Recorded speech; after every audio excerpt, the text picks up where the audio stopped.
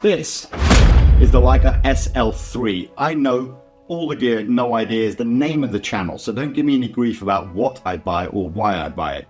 And don't necessarily buy anything just because it's practical. I buy it because I just feel like I have to have the latest gear. I keep getting this feeling that if I have that perfect camera, I will take the perfect shot. However, deep down I know I have an addiction to gadgets.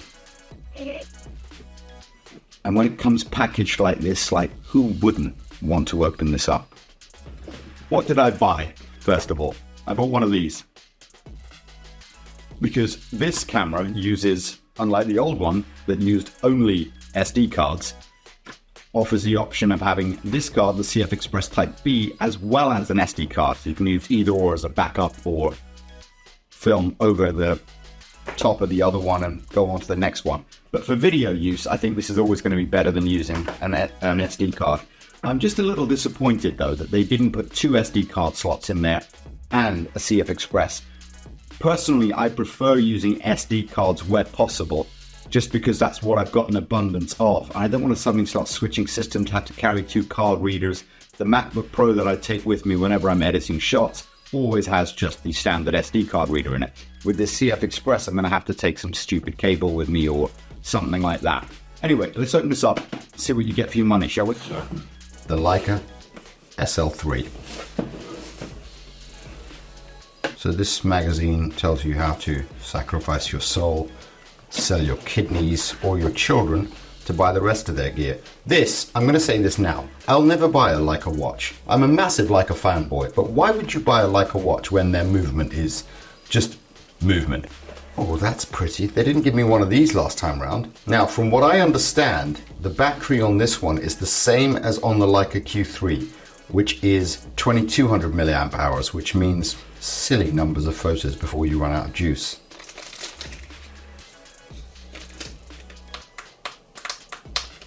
When I trade in my Leica SL2, they will get it like it's brand new because I will have kept every single thing like this that I did with the SL2. Now, I had to play around with this in the store and it was noticeably different in the hand.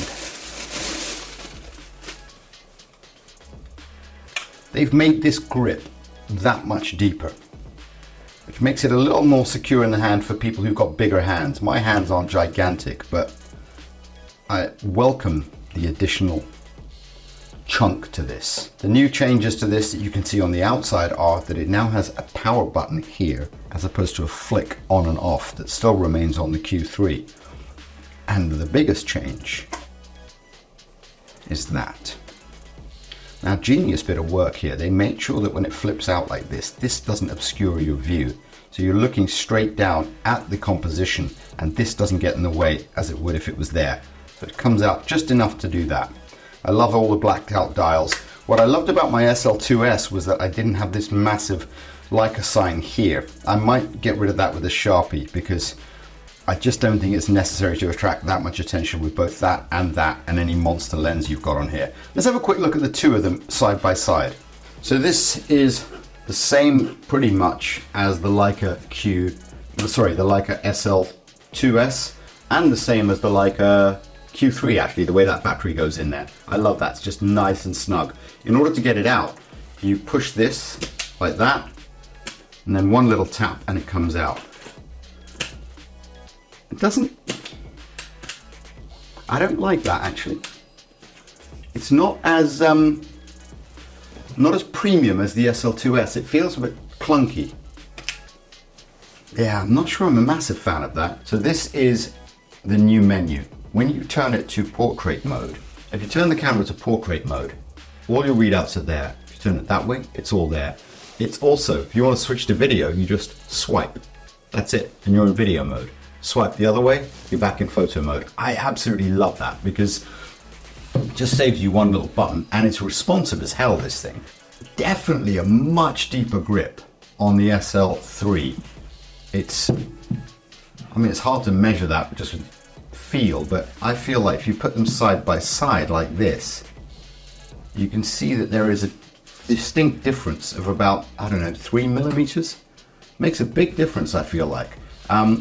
This is the same, all this stuff's the same. I think the body's just a little bit different, not dramatically or anything.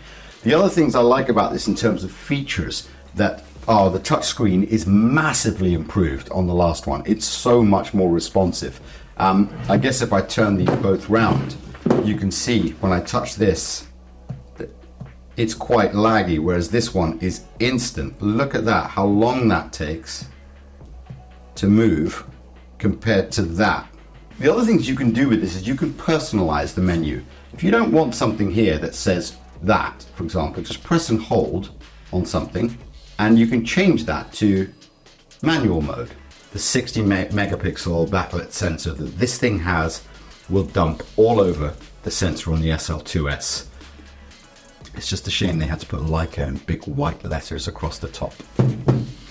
I'll give you my thoughts on this camera when I've used it a little bit more. And actually, if you follow me on Instagram, you'll see the results of the shots I take of this, because I'm going to take it to Denmark with me next week.